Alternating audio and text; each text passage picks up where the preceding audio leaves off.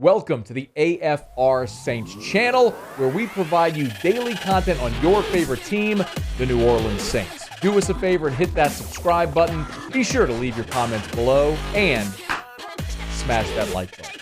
Who dat?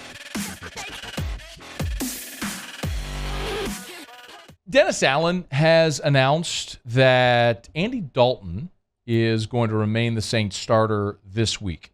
So they were evaluating, as Dennis Allen said on his Monday conference call with reporters. They were evaluating the quarterbacks. We've now got to Wednesday. They made a decision. They're going to proceed with Andy Dalton as the starting quarterback. And I think that's fantastic news. And I'm going to say it again. I'm not going to rant about this. I ranted and yelled and screamed yesterday on the show. And you know my opinion. And it's not about who's going to play quarterback or who should or who's going to be good or anything like that. That's not the point. I don't want the head coach lying to me. And Dennis Allen, I believe, was lying. I don't believe he was truthful about Jameis Winston's health. But in sticking with Andy Dalton right now, I believe there's a few inevitabilities that will transpire as we move forward this week and potentially even further.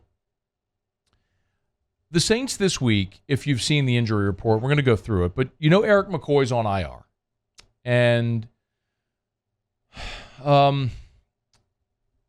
we told you last week, of course, Mike D's old line where a team that loses its starting center fails to cover 85% of the time the week they lose their starting center. Well, that was easy money to be made. Hopefully you all cashed checks last Sunday, cashed tickets on Sunday, and helped to pay for your kids' college. I'm curious what it means when your backup center is out. Because Josh Andrews, who was terrible on Sunday, did not practice today. Now, he was with an illness designation, and maybe that's flu. I don't know. They didn't go into any great detail on it. This is just the injury report, and so the designation is he didn't practice on Wednesday. Hey, Muse, got a question for you. I think you'll know the answer to this because I don't have a Rams roster in front of me. Okay. I don't think. Let's see. No, none of these are Rams rosters. I don't have a Rams roster. Who plays on the defensive interior for Los Angeles? Oh, yeah, that's Aaron Donald. Oh, you mean he's pretty good, right? He's been Defensive Player of the Year a lot. Whereas 99, massive human being.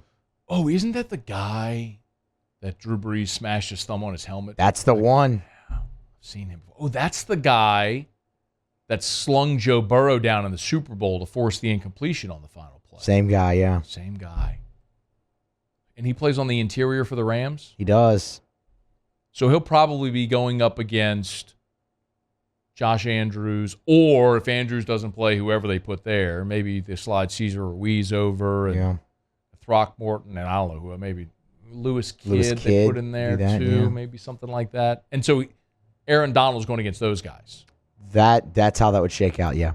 Would you say, and you watch a lot of football, trust your opinion on the matter, would you say that with Aaron Donald, who's pretty good, right? Yeah. Didn't you say he's pretty good? Pretty good. That Aaron Donald going against that interior, probably going to hit the quarterback a little bit? Probably frequently, yeah. I'd say that's definitely advantage Rams there for sure. Yeah. So I guess my question then is, like, if you got a quarterback that has, I don't know, maybe like 4 fractured vertebrae and a ruptured tendon in his foot, man, like, would you want him to get hit a lot by Aaron Donald? No, that wouldn't be my first choice. Okay. So you think it would probably be better not to play the guy that's hurt? Yeah. Yeah.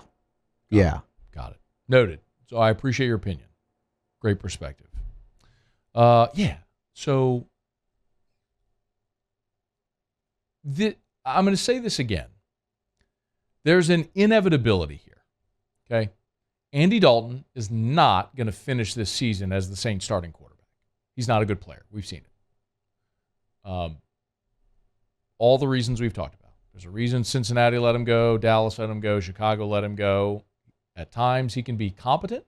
and function your offense. We've seen him move the ball at times, but he's also a guy that has way too many negative plays, who is far beyond his prime and is not going to carry your offense. So at some point this year, when Jameis Winston is right, they'll go back to him. They'll go back to him at some point this year. And I want to reiterate, I have no idea how he'll play. He may stink. And as an organization, they may have already made the decision that he's never going to be the guy. And that's okay if that's what they do. I'm serious. Like, that's fine. It's what, if they made the decision. But at some point, when he's healthy enough and the situation warrants it, he's going to play again. And I for one, will be very interested to see how a healthy Jameis Winston plays. Because I will remind you that a year ago, when he got hurt, you were 5-2, and he was sort of the toast of the town. Tore his ACL, and it was pretty devastating. And you saw what transpired the rest of the way with quarterback, with Trevor Siemian and Taysom Hill and Ian Book and everything. And there was a lot of optimism this year with Jameis coming back healthy, and he got hurt in the opener, and we all know what's transpired since. But your bye week comes after you play the Bucs. So you can play the Rams, at the Niners, at the Bucs, then your bye week. It may be a circumstance where they stick with Andy Dalton until the bye, and down the stretch when you play Falcons, Browns, Eagles, Panthers in the final 4 weeks, you would have given Jameis Winston darn near 3 months to get healthy. And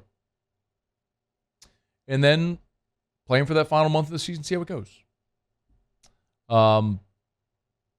I'd endorse that because, as we've said, this team isn't going anywhere. They're not winning anything. They're not making the playoffs. They're at 3-7 right now. Mathematically, there would have to be such an outlier of a situation to transpire for them to be able to make the playoffs. They would have to probably be 5-2 the rest of the way, winning all of the remaining division games, and have Tampa go something like 3-4 the rest of the way, and hope that the tiebreakers fell the way that they would need to for New Orleans. And that's not going to happen. So start playing for the future in whatever way that means for this team. Now, the rest of the injury report is not good as well. We know Eric McCoy is on IR, so his replacement, Josh Andrews, did not practice on Wednesday due to illness. Here's the other players that were DNPs.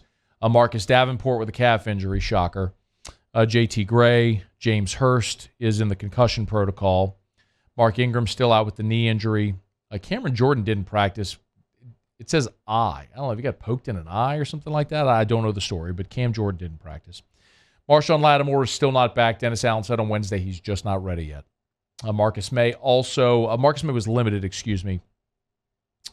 with the abdominal injury. Jarvis Landry was limited, as was Malcolm Roach. The other DNPs, Andres Pete did not practice. Ryan Ramczyk did not practice due to illness. And Pete Werner, who had ankle surgery, did not practice, and he'll be out for some time. So the beat goes on for this team. A very injured roster, a mutilated offensive line in front of an aging quarterback with limited weapons. And I don't think that's going to go very well against Aaron Donald and that defensive front from the Rams this weekend. So the Rams have their own struggles. They're 3-6 on the season. They'll not have Cooper Kupp, who, as we learned, is having ankle surgery, so he is not going to play. Interestingly, the Saints are 4.5-point favorites in this game.